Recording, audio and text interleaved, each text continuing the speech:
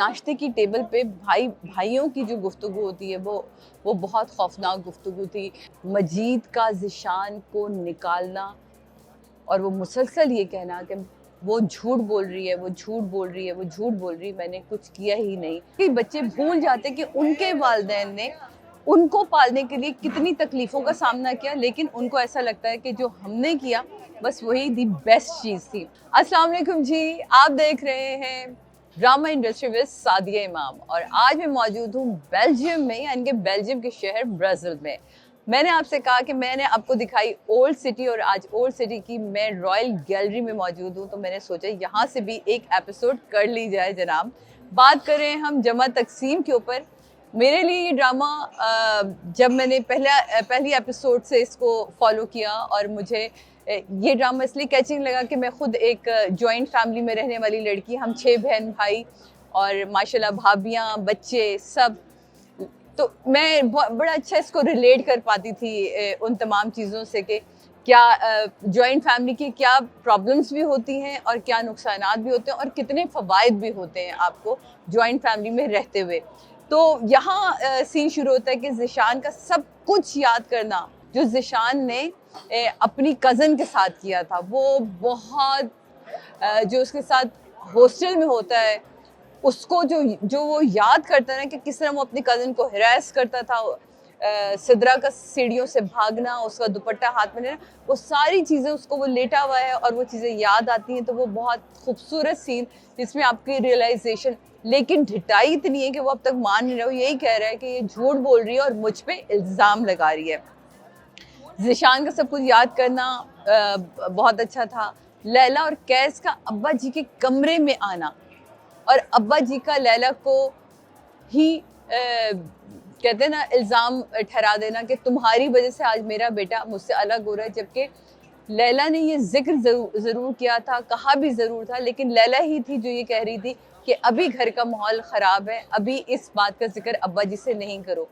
उसकी प्रमोशन होती है, उसको घर मिलता है और वो चाहता है कि वो अब्बा जी और जो माँ है वो उनके साथ जाएं, लेकिन ऑफ कोर्स एक टिपिकल सोच ने आके चीज़ों को वही घेर लिया, वही ख़त्म कर दिया और ठहराई गई बेचारी हमारी जो हीरोइन है मुर्दे इल्ज़ाम के तुम्हारी वजह से जो है वो ये सब कुछ हो रहा है। उसका अपने फ्लैट में जो शिफ्ट होना है, फ्लैट का जो खाली, सबसे पहले बहुत ही मैं इसमें तारीफ़ करना चाहूँगी डायरेक्टर की कि बिल्कुल एम्प्टी फ्लैट आपने दिखाया और फिर आहिस्ता आहिस्ता जिस तरह वो दोनों मियाँ बीवी उसको सजाते हैं, उसके अंदर फर्नीचर डालते हैं, वो बड़ा ही रिलेट करता है। आप रिलेटेबल हो जाती हैं ये चीज़ें, क्योंकि आप चाहते, आपकी मोहब्बत ही ये होती है कि आप अपने घर को सजाएं और हर औरत का ख्वाब होता है लैला का एफर्ट करना, जो कि उसे काम नहीं आता, वो एफर्ट करना कि वो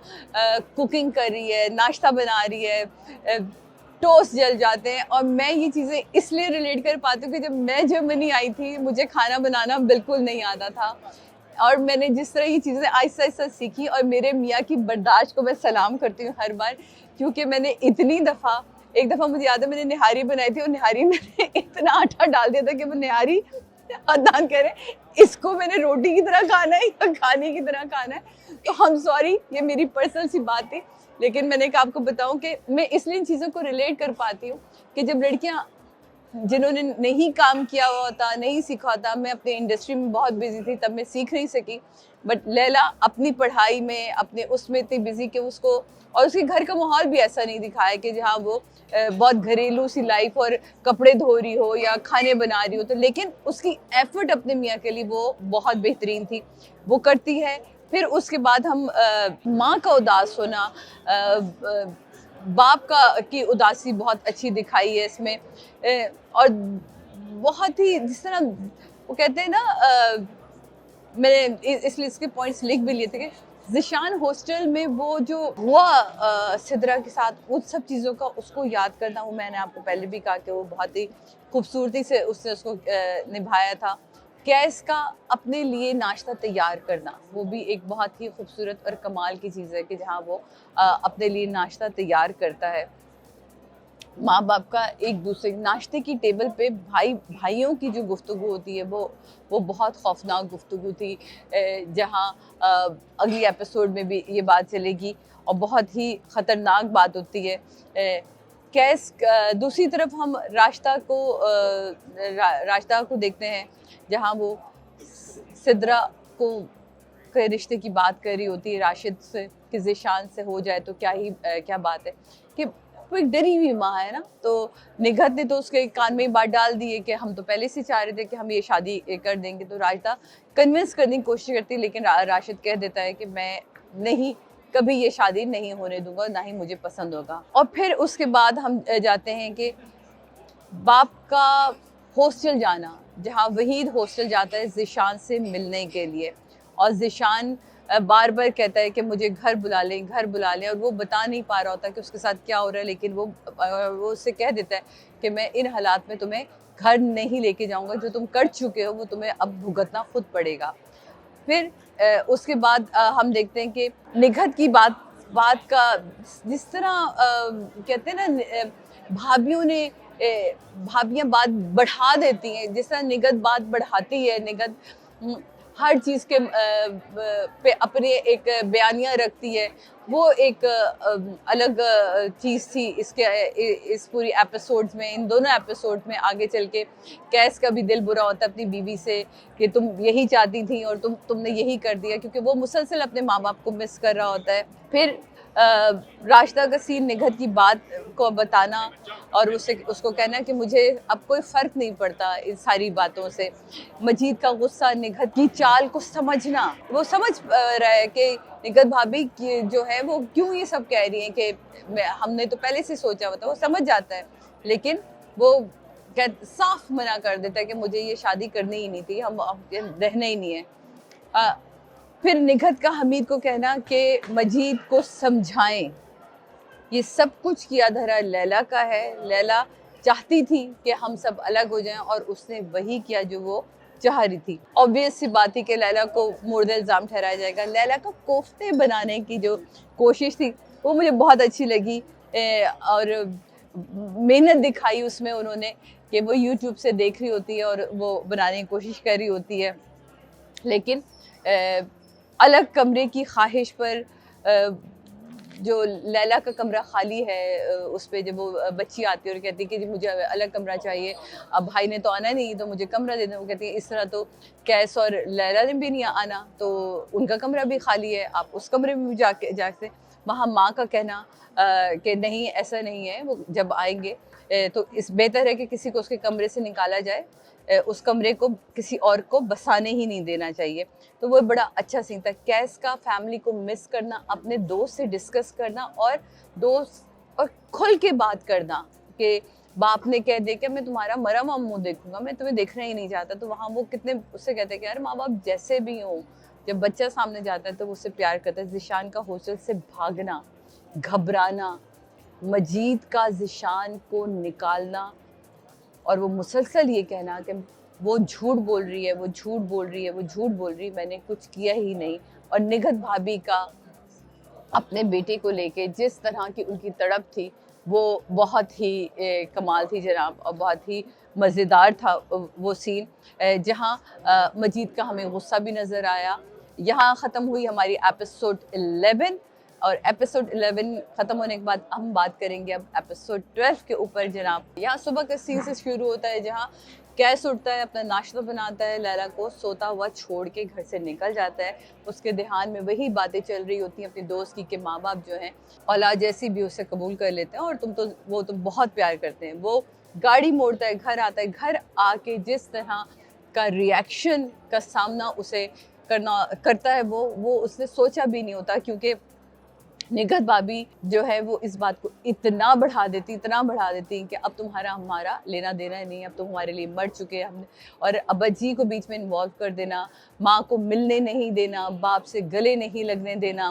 बाप उसे धुतकार देता है और कह देता है कि अब तुम चले जाओ, तुम मेरे लिए थे ही नहीं, और तुम अब मेरे लिए हो भी नहीं सकते। तो वो एक जो वहाँ से तड़प छोड़ के वो आया, और फिर वो उसी परेशानी में कैस और लैला का झगड़ा होना, वापस आना, घर में खाने का जल जाना, खाना ना मिलना, और वो सारा झगड़ा, वो सारी बातें रिपीट होती हैं और दोनों अपने अपने कमरों में बंद हो जाते हैं। वो कहते हैं ना, मोहब्बत खाक हो जाती है जनाब। जब रिश्तों में हमारी डिमांड्स बढ़ना शुरू हो जाती हैं तो मोहब्बत खाक हो जाती है। ऐसे ही कुछ होता है डाइनिंग टेबल पर। भाइयों का झगड़ा जो है, झगड़ना बड़ा ही कमाल था, जहाँ वहीद बहुत ही बदतमीज़ी से ये एहसास दिलाता है कि अब्बा जी अब आप इसका बंटवारा कर दें क्योंकि इसमें पैसे सारे मेरे लगे हुए हैं। मस्कत आपने जो मैं कमाता रहा वो मेरे पैसे थे। हम हमेशा ये एक बात भूल जाते हैं, और वो बड़ी खूबसूरत बात जावेद शेख साहब ने कही, और बड़ा प्यारा डायलॉग लिखा यहाँ कि तुम्हें भूल गए कि तुम्हें भेजने के लिए तुम्हारी माँ ने अपने सारे जेवर भेजे थे। तुम भूल गए कि जब तुम्हारी टांग की हड्डी टूटी थी तो मैंने अपनी मोटरसाइकिल भेजी थी। तो वाकई बच्चे भूल जाते कि उनके वालिदैन ने उनको पालने के लिए कितनी तकलीफ़ों का सामना किया, लेकिन उनको ऐसा लगता है कि जो हमने किया बस वही दी बेस्ट चीज़ थी। बहुत अच्छा सीन, लेकिन बाप का टूटना, भाइयों का बिखरना नज़र आ गया। हमीद भाई, हमीद का जिस तरह वो बात करता है, हैसियत का एहसास दिलाना मजीद को, और वो एक बहुत तकलीफ़ देती। और जैसे ही राशिदा और मजीद का सीन आता है वो म्यूट पे चला जाता है कि अब क्या सोचा वो हमें नहीं पता आगे चल के, लेकिन जो अगली सीन ऑफिस का दिखाते हैं जिसमें वो कहता है कि अब मुझे यहाँ जॉब नहीं करनी, नेक्स्ट व्हाट, क्या होगा क्या नहीं होगा ये आगे चल के पता चलेगा कि किस तरह वो अपनी चीज़ों को लेके आगे जाएगा और क्या करेगा। लेकिन ये ड्रामा जो है बहुत सारे लोगों के लिए एक सीखने के लिए, समझने के लिए एक मिसाल है। जॉइंट फैमिली में बहुत सारी साजिशों का भी शिकार हो रहे होते हैं, बहुत सारी चीज़ों का भी ये देखना होगा। इसमें बड़ा ही नाजुक टॉपिक को लिया गया है, जो हरासमेंट के हवाले से, जो फैमिली में हरासमेंट चल रही होती है, और सिर्फ हरासमेंट फिज़िकली नहीं होती, मेंटली हरासमेंट भी होती है, जो आपको इस वक्त निगहत भाभी पूरी फैमिली में कर रही है कि मैं अपनी बेटी लूँगी और चली जाऊँगी, मैं अपनी बेटी लूँगी और चली जाऊँगी। यानी कि उसके कहने का मकसद ये है कि मैं अपना घर भी अलग कर दूँगी।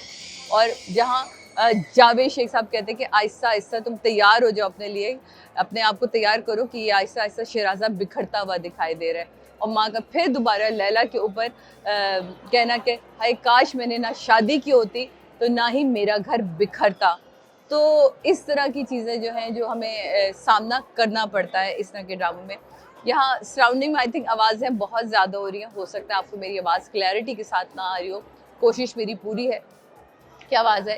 तो जिस तरह मजीद नौकरी छोड़ना, वहीद का उसे ताना देना, घर का माहौल ख़राब से ख़राब तर होना, ये आगे की बढ़ती हुई एपिसोड में हमें पता चलेगा कि कहाँ जाके ये ड्रामा ठहरेगा।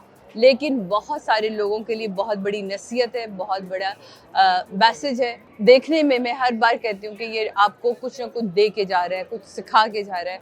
तो 10 आउट ऑफ 10 है, रिकमेंडेड है, हाईली रिकमेंडेड है कि आप लोग इस ड्रामे को देखें। और साथ साथ इंडस्ट्री विद सादिया इमाम, हमारा जो यूट्यूब चैनल है मेरा, प्लीज़ उसको सब्सक्राइब कीजिए, बेल आइकॉन को टिंग टोंग कर दें ताकि आपको हमारी जो लेटेस्ट जितनी भी चीज़ें हैं वो मिलती रहें। और ये पेज पे भी मेरे इस वक्त जो है मेरे रिव्यूज़ चल रहे हैं। आप किन ड्रामों पे रिव्यूज़ सुनना चाहते हैं वो भी ज़रूर मुझे बताइएगा। अपना बहुत ख्याल रखिएगा, अपनी दुआओं में याद रखिएगा। आप लोग अच्छा कहते हैं तो भी अच्छा लगता है, आप लोगों को बुरा कहते हैं तो यकीन जानिए दिल थोड़ा सा दुखता है, लेकिन वो भी अच्छा लगता है, क्योंकि बुरा कहने के लिए ज़्यादा मुश्किल होता है, क्योंकि आप बहुत गौर से देखेंगे तो ही किसी को बुरा कह पाएंगे। दिलों को बड़ा कीजिए और ज़िंदगी बड़ी मुख्तसर सी है। खुश रहिए, खुश रहना सीखिए। अल्लाह हाफ़िज़।